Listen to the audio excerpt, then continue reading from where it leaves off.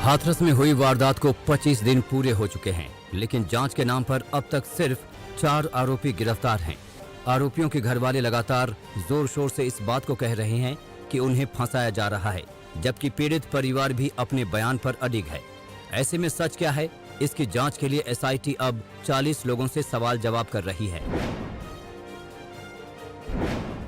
40 लोगों से हो रही पूछताछ बेहद अहम है। इस लिस्ट में हर वो नाम हैं जो 29-30 सितंबर की रात एम्बुलेंस का घेराव कर रहे थे। वो चेहरे भी हैं जो अंतिम संस्कार के वक्त वहां मौजूद थे। लिस्ट में ऐसे भी नाम शामिल हैं जो वारदात के दिन यानी 14 सितंबर को क्राइम सीन के आसपास मौजूद थे। एसआईटी की लिस्ट में वो नाम भी हैं जो पीड़ित परिवार और आरोपियों के परिवार को करीब से जानता है। 14 सितंबर को हाथरस की उस बेटी के साथ क्या हुआ था? वारदात के वक्त खेत में बेटी के साथ कौन कौन मौजूद था? आरोपी और पीड़िता के भाई के बीच फोन पर बातचीत का सच क्या है? एसआईटी इन्हीं सवालों को सुलझाने के लिए लगातार हाथरस में मौजूद है। जांच का जिम्मा मिलने के बाद से एसआईटी अधिकारी कई बार पीड़ित परिवार से मिल चुके हैं, सवाल जवाब हो चुके हैं और अब वही टीम 40 लोगों से पूछताछ कर रही है। एसआईटी ने हाथरस में पीड़ित परिवार के घर के बाहर पेड़ के नीचे कंट्रोल रूम बना लिया है। एसआईटी यहां हर आने जाने वालों पर निगरानी रखे हुए है। पीड़िता के घर के बाहर लगाए गए सीसीटीवी की लगातार मॉनिटरिंग की जा रही है। हर आने जाने वाले पर नजर है। कई कैमरे गांव के चप्पे चप्पे की निगरानी कर रहे हैं। हाथरस में पीड़िता के घर के बाहर सुरक्षा के पुख्ता इंतजाम तो हैं ही, साथ ही घर के बाहर पुलिस बल भी तैनात है। डीआईजी ने गांव में सुरक्षा का जायजा लिया। इधर हाथरस कांड पर सियासत भी उफान पर है। समाजवादी पार्टी ने योगी सरकार पर हमला बोलते हुए कहा कि मूल मुद्दे से अलग योगी सरकार कभी विदेशी फंडिंग की बात करती है तो कभी जातीय दंगे की बात करती है। हाथरस कांड में पीड़ित परिवार हाईकोर्ट के सामने अपनी फरियाद रखेगा। इस मसले पर इलाहाबाद हाईकोर्ट की लखनऊ बेंच ने स्वतः संज्ञान लिया है। हाईकोर्ट में 12 अक्टूबर को सुनवाई होनी है, लेकिन 11 अक्टूबर को ही पीड़ित परिवार से 5 लोग लखनऊ जाएंगे। आपको बता दें कि अदालत ने खुद संज्ञान लेकर योगी सरकार को नोटिस भेजा था और पीड़ित परिवार को मौजूद रहने के लिए कहा था।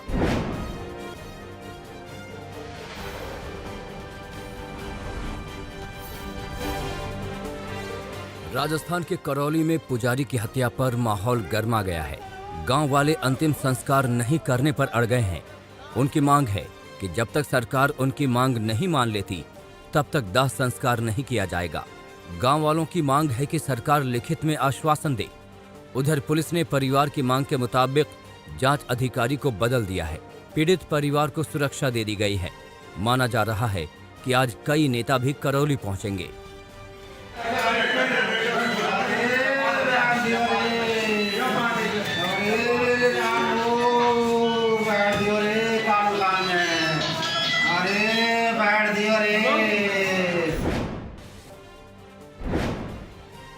राजस्थान के करौली में एक मंदिर के पुजारी के ऊपर पेट्रोल डालकर आग लगाने की घटना सामने आई है।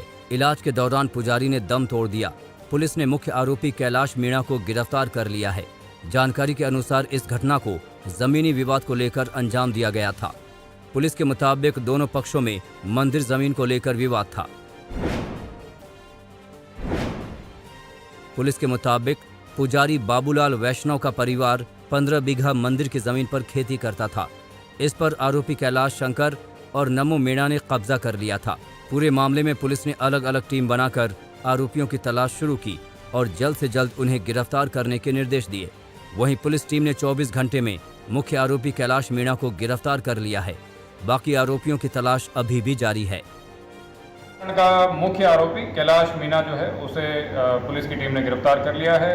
कल रात्रि में देर रात्रि में उसे डिटेन कर लिया गया है और आगामी जो है 6 टीमें हमारी वर्तमान में लगातार फील्ड में काम कर रही हैं। पुजारी की मौत के बाद सियासत गर्मा गई है। एक तरफ राजस्थान के मुख्यमंत्री अशोक गहलोत ने कहा है कि गुनहगारों को बख्शा नहीं जाएगा, उन्हें सख्त से सख्त सजा दी जाएगी, तो वहीं बीजेपी ने कांग्रेस सरकार पर निशाना साधा है। बीजेपी ने कहा है कि कांग्रेस के अशोक गहलोत बहादुर शाह जफर साबित होंगे। अपराधी बेलगाम हो गए। इस शासन में इकबाल खत्म हो गया और मुझे लगता है कि इस तरीके से, ये तो कोरोना के कारण सरकार बची हुई है, कोरोना नहीं होता तो शायद ये सरकार नहीं बचती, पर उन पीड़िता और अबलाओं के आंसू, उनकी बद्दुआएं, ये सरकार के लिए ताबूत में कील का काम करें। पुजारी की मौत के बाद गहलोत सरकार के खिलाफ ब्राह्मण महासभा ने मोर्चा खोल दिया है। ब्राह्मण महासभा ने जयपुर में जोरदार विरोध प्रदर्शन किया। महासभा के कार्यकर्ताओं ने अशोक गहलोत सरकार के खिलाफ जमकर नारेबाजी की और पुजारी की हत्या के दोषियों को सख्त सजा देने की मांग की।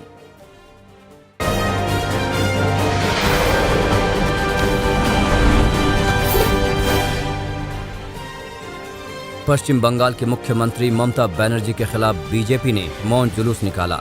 इस मौन जुलूस में बंगाल बीजेपी के बड़े नेता शामिल हुए। ये जुलूस एक दिन पहले बीजेपी कार्यकर्ताओं पर हुए लाठीचार्ज के विरोध में था। आपको बता दें कि बीजेपी ने एक दिन पहले न बनना चलो आंदोलन किया था, जिसमें पुलिस ने कार्यकर्ताओं पर लाठीचार्ज किया था। इतना ही नहीं, सूबे की ममता सरकार ने बीजेपी के बड़े नेताओं पर मामला दर्ज कराया है, जिसमें कैलाश विजयवर्गीय और मुकुल रॉय समेत कई सांसदों के नाम हैं। ममता सरकार ने कैलाश विजयवर्गीय और मुकुल रॉय पर दंगा भड़काने का आरोप लगाया है। आरोपों के बाद कैलाश विजयवर्गीय ने ममता सरकार को तानाशाह कहा। सांसद तेजस्वी सूर्या ने भी ममता सरकार पर हल्ला बोला। तेजस्वी ने कहा कि ममता सरकार में पुलिस स्टेशन टीएमसी के दफ्तर की तरह काम कर रहे हैं। वहीं ममता सरकार में मंत्री फिरहाद हाकिम ने कहा कि बीजेपी कोई राजनीतिक दल नहीं है, ये एक आतंकी दल है जिसने गुजरात में, दिल्ली में, यूपी में आतंक फैलाया और अब ये पश्चिम बंगाल की शांति व्यवस्था भंग करना चाहते हैं। बीजेपी और टीएमसी के बीच मचे बवाल के बीच अब सूबे के राज्यपाल धनखड़ ने एंट्री मारी है। राज्यपाल ने ममता सरकार पर हल्ला बोलते हुए कहा है कि सूबे में हालात खराब हैं। वहीं बीजेपी सांसद बाबुल सुप्रियो ने भी ममता सरकार को घेरा। बाबुल सुप्रियो ने कहा कि बंगाल के लिए आज का दिन काला दिन है।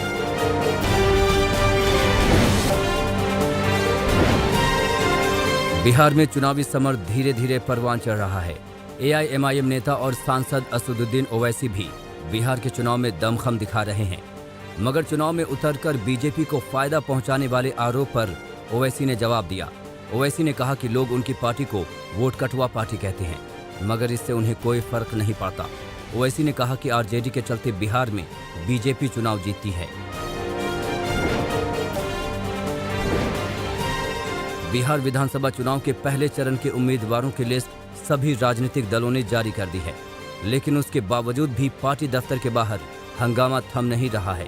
शुक्रवार को पटना में जेडीयू दफ्तर के बाहर महुआ के उम्मीदवार बदलने के लिए महुआ से आई महिलाएं प्रदर्शन कर धरने पर बैठ गईं।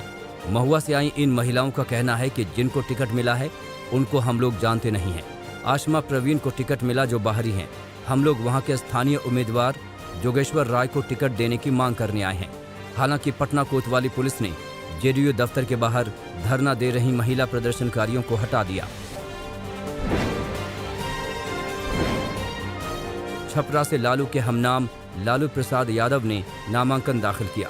लालू प्रसाद यादव के हमनाम ने निर्दलीय उम्मीदवार के रूप में पर्चा भरा है। लालू प्रसाद यादव के हमनाम ने छपरा जिले के सारण शिक्षक निर्वाचन क्षेत्र से अपना नामांकन दाखिल किया है। ये लालू प्रसाद यादव 2001 से लेकर लगातार पंचायत स्तर से लेकर राष्ट्रपति चुनाव में नामांकन कर चुके हैं। पिछले साल लोकसभा चुनाव में भी सारण सीट से इन्होंने नामांकन किया था। अभी तक जीते नहीं हैं, लेकिन इनका विश्वास कम नहीं हुआ है। इस बार फिर से चुनाव मैदान में हैं।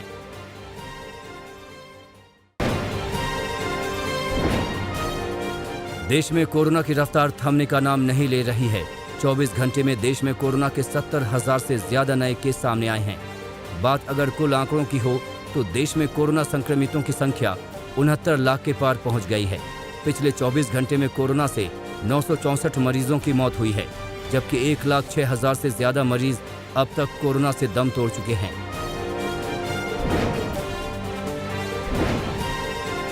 लद्दाख में वायुसेना के जवानों ने खारदुंगला दर्रे में 17,982 फीट की ऊंचाई पर स्काई डाइव लैंडिंग का नया रिकॉर्ड बनाया है। इससे पहले का रिकॉर्ड भी इन्हीं दोनों जवानों के नाम था। वायुसेना प्रवक्ता विंग कमांडर इंद्रनील नंदी के मुताबिक विंग कमांडर गजानंद यादव और वारंट अधिकारी AK तिवारी ने C-130J विमान से सफल स्काई डाइविंग की। इसके बाद वो लेह के खार दुंगला दर्रे में उतरे। वायुसेना के अधिकारियों ने दोनों को इस रिकॉर्ड के लिए बधाई दी है।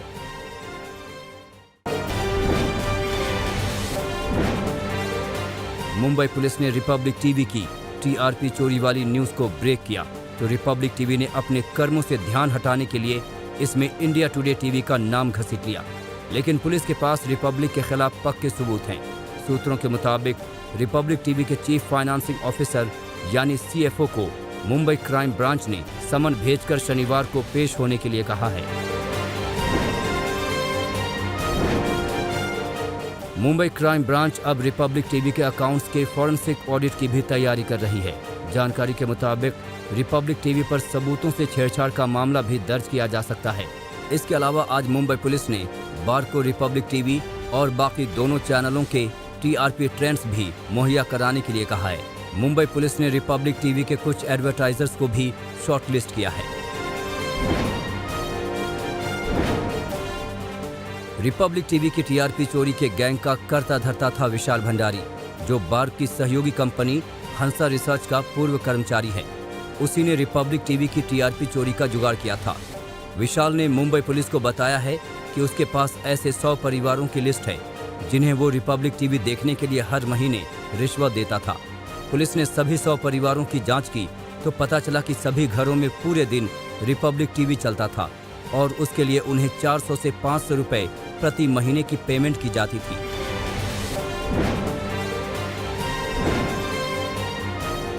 टीआरपी रेटिंग्स में हेराफेरी का मुख्य आरोपी रिपब्लिक टीवी अपनी आपराधिक करतूत को छिपाने के लिए इंडिया टुडे ग्रुप जैसे भरोसेमंद नेटवर्क पर मनगढ़ंत आरोप लगा रहा है। तथ्यों को तोड़ मरोड़ कर, गवाहों पर दबाव डालकर और फर्जी विरोध प्रदर्शन आयोजित करके जांच को प्रभावित करने का प्रयास कर रहा है। इंडिया टुडे ग्रुप ने 45 वर्षों से पत्रकारिता के सर्वोच्च नियमों का पालन किया है। इंडिया टुडे का हर कदम पत्रकारिता के स्वर्णिम मानकों के मुताबिक व्यवहार करने की इच्छा से प्रेरित है। इंडिया टुडे ग्रुप का एफआईआर में नाम जरूर है, लेकिन किसी अभियुक्त या गवाहों ने इसकी पुष्टि नहीं की है, बल्कि अभियुक्त और गवाह मुख्य रूप से रिपब्लिक भारत और 2 अन्य चैनलों फक्त मराठी और बॉक्स सिनेमा का नाम ले रहे हैं। इंडिया टुडे ग्रुप में हम मानते हैं कि हम न्यूज़ रूम चलाते हैं, कोई अदालत नहीं। हम ये मानते हैं कि पत्रकारों के लिए न्यायाधीश और जूरी की भूमिका निभाना सही नहीं है। इसलिए खुद पर लगे झूठे आरोपों और इन आरोपों को लगाने वाले लोगों के खिलाफ इंडिया टुडे ग्रुप अब इंसाफ के लिए कानूनी रास्ता इख्तियार करने वाला है।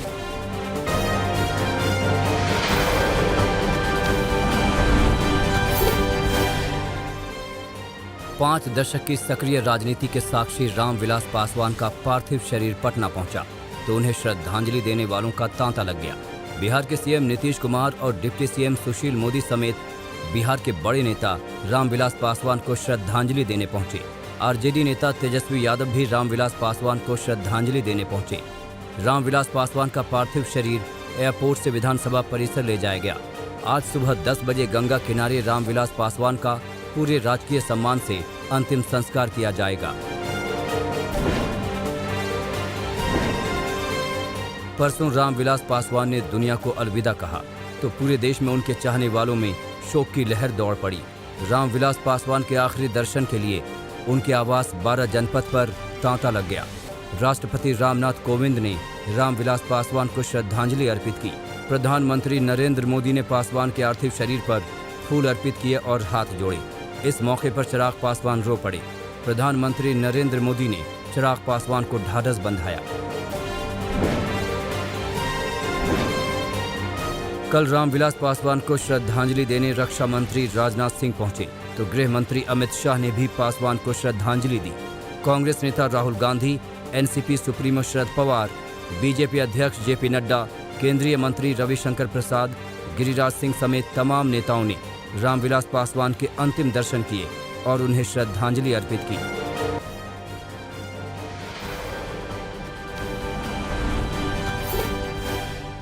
ऋषिकेश के तपोवन क्षेत्र में विदेशी महिला के साथ एक शख्स पर रेप का आरोप लगा है। ड्रग्स के नशे के दौरान विदेशी महिला से बलात्कार का मामला पुलिस ने दर्ज किया है। आरोपी ने अपने फ्लैट में बुलाकर वारदात को अंजाम दिया। पुलिस ने केस दर्ज कर लिया है। हालांकि आरोपी फरार है। आरोपी की तलाश में जगह जगह तलाशी हो रही है। यूपी के हरदोई में 5 साल की मासूम के साथ शिक्षक के भाई ने दुष्कर्म किया। घटना की जानकारी मिलने पर आरोपी के लोगों ने पहले पिटाई की, फिर पुलिस के हवाले कर दिया। पुलिस ने आरोपी शिक्षक को हिरासत में ले लिया है। आरोपी बच्ची को चॉकलेट देकर कमरे में ले गया और दुष्कर्म किया। यूपी के सहारनपुर में युवा डॉक्टर की गोली मारकर हत्या कर दी गई। पुलिस ने शव को कब्जे में लेकर पोस्टमार्टम के लिए भेज दिया है। वारदात को दिन दहाड़े अंजाम दिया गया। बताया जा रहा है कि अंकित नाम का युवक गांव में ही मेडिकल की प्रैक्टिस करता था। किसी मरीज को देखने के लिए अंकित गया था, वहीं पर उसके सीने में गोली मारी गई, जिसके बाद मौके पर ही उसकी मौत हो गई। रांची में बच्ची के साथ दुष्कर्म के बाद हत्या कर दी गई। आरोपी बच्ची का रिश्तेदार है। आरोपी ने शव को बोरे में भरकर खेत में फेंक दिया था।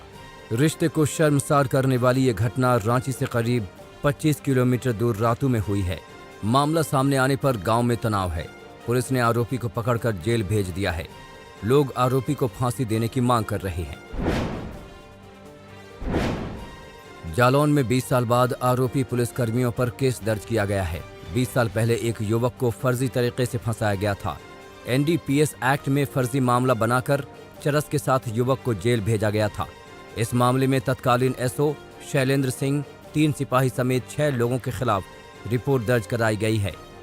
आरोपी SO शैलेंद्र सिंह मौजूदा वक्त में CBCID लखनऊ में CO के पद पर तैनात हैं। बागपत के खेकड़ा थाना क्षेत्र में एक बुजुर्ग की पीट कर हत्या कर दी गई। बुजुर्ग का शव जंगल में पड़ा मिला। पुलिस ने शव को कब्जे में लेकर पोस्टमार्टम के लिए भेज दिया है। हत्यारे का अब तक पता नहीं चला है। घटना के बाद SP बागपत ने मौके का मुआयना किया।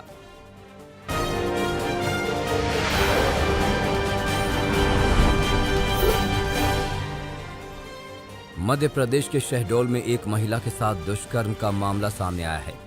दरिंदों ने महिला की बेटी को जान से मारने की धमकी देकर वारदात को अंजाम दिया।